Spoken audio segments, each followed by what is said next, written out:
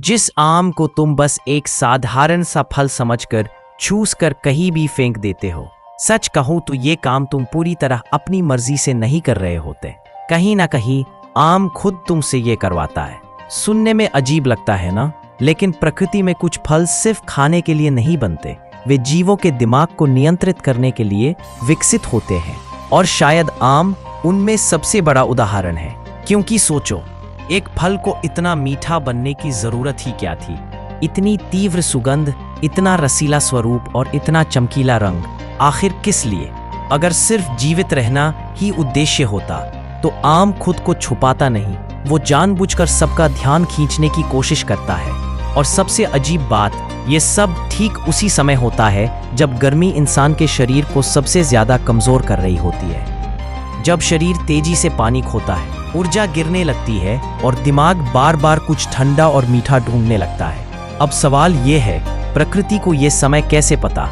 क्योंकि विज्ञान कहता है कि गर्मी बढ़ते ही शरीर का पूरा रासायनिक व्यवहार बदलने लगता है। और ठीक उसी समय प्रकृति अपना सबसे बड़ा कार्ड खेलती है।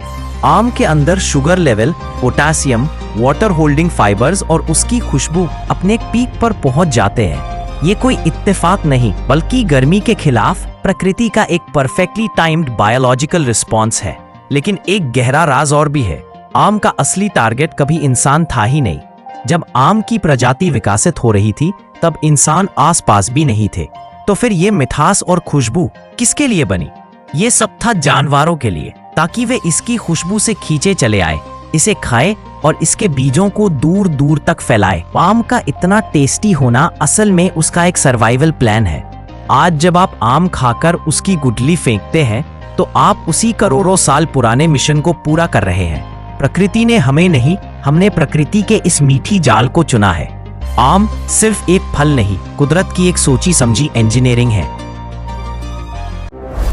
वासिफ, हैदर, जैदी, ज्ञान विज्ञान, विज्ञान।